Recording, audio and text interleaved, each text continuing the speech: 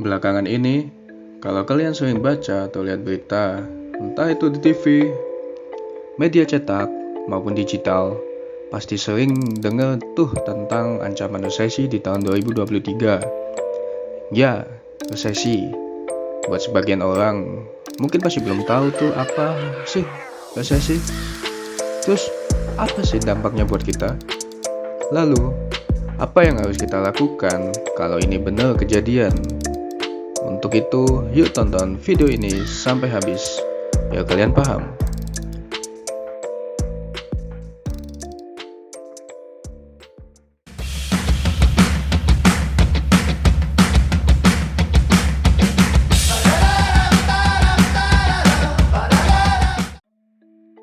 Resesi ekonomi, dilansir dari ekonomi.business.com, adalah di mana kondisi ekonomi negara sedang memburuk. Hal itu terlihat dari produk domestik bruto negatif, pengangguran meningkat, hingga pertumbuhan ekonomi bernilai negatif selama 2 kuartal berturut-turut. Resesi terjadi saat aktivitas ekonomi mengalami penurunan yang signifikan dalam waktu stagnan dan lama, mulai dari berbulan-bulan hingga bertahun-tahun. Keadaan itu terus menimbulkan dampak dalam kehidupan masyarakat. Pada umumnya, resesi terjadi saat ekonomi di suatu negara tumbuh negatif pada 2 kuartal berturut-turut. Seperti yang kita ketahui, pada tahun 2020 lalu, dunia mengalami resesi akibat terjadinya pandemi COVID-19, sehingga menyebabkan berkurangnya beberapa lapangan pekerjaan serta tidak sedikit pegawai yang dirumahkan. Sebagai warga Indonesia, kita sudah diwanti-wanti oleh pihak pemerintah agar tidak perlu takut menghadapi resesi. Kehadiran tahun 2023 yang ditandai oleh ancaman resesi jangan dipenuhi oleh ketakutan.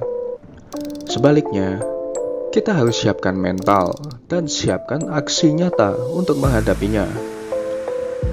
Banyak sektor ekonomi yang dikabarkan akan terhantam oleh resesi ekonomi global.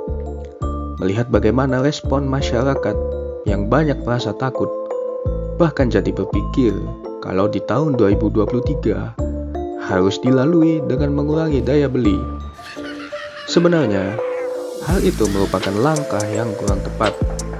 Masih ada cara lain yang dapat membuat kita mampu melalui resesi 2023 tanpa harus membuat roda ekonomi menjadi terhenti.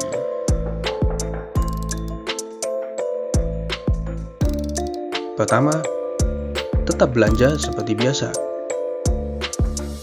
Daya beli masyarakat akan berkurang saat resesi 2023 datang. Hal ini merupakan salah satu fase yang wajar dalam menghadapi resesi. Kita semua jadi menahan dana yang dimiliki dan tidak membelanjakannya secara besar-besaran karena takut efek domino yang dapat terjadi, seperti munculnya layoff dari perusahaan, sulitnya mencari pekerjaan baru, dan lemahnya pertumbuhan ekonomi dari berbagai sektor akibat permintaan luar negeri yang cenderung kecil. Memang, banyak yang menyarankan untuk menahan daya beli yang biasa dilakukan saat menuju resesi 2023. Namun, sebenarnya bukan itu cara yang paling tepat. Kita dituntut untuk tetap belanja seperti biasa, tapi jangan menjadi individu yang boros. Roda ekonomi dalam negeri, khususnya mikro, sangat tergantung dengan daya beli masyarakat luas. Saat banyak orang yang memutuskan untuk menjadi lebih pelit, malah akhirnya bencana yang sebenarnya dapat terjadi. Resesi benar-benar datang ke Indonesia akibat roda ekonomi dalam negeri yang tidak mampu berputar. Sebaiknya, kita tetap belanja seperti biasa. Belilah barang produksi lokal yang memang biasa kamu beli.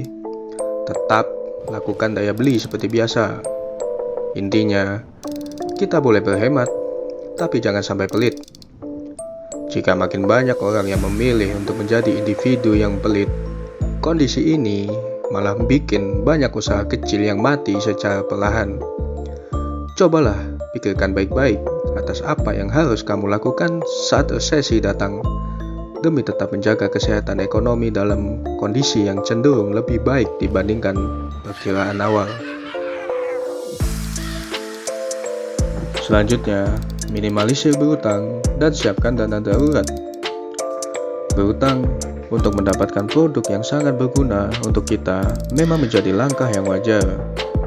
Namun, mengingat ancaman resesi yang kita pun tidak tahu akan sebesar apa menghantam ekonomi Indonesia, sebaiknya hindari berutang untuk jangka waktu yang lama. Tapi bukan berarti kamu nggak boleh membeli beberapa hal yang memang sangat penting, contohnya rumah. Kalau memang kamu sudah yakin dengan kekuatan ekonomi sendiri untuk membayar cicilan rumah pada tahun 2023, maka jangan ragu untuk mengambil cicilan KPR. Poin yang paling penting di sini adalah siapkan diri dan pahami apa saja yang perlu dilakukan agar cicilan tersebut dapat terbayar dengan baik walaupun ada resesi.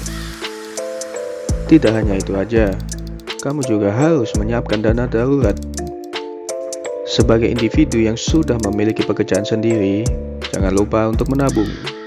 Tabungan yang kamu miliki sebaiknya dijadikan dana darurat kalau ada kejadian buruk yang tidak terduga nantinya. Dana darurat itu pun juga lebih bagus kalau berada di nominal sekitar 5-7 kali gaji per bulan kamu. Kamu akan merasa lebih aman saat dana darurat tersebut sudah ada sehingga tidak perlu parno dengan resesi 2023. Intinya adalah, mau nggak mau, kita akan memasuki tahun 2023. Walaupun ada ancaman resesi, cobalah untuk melupakan ketakutan yang banyak dibicarakan orang. Cara terbaik untuk menghadapi ancaman apapun adalah dengan menyiapkan diri sebaik mungkin sejak dini.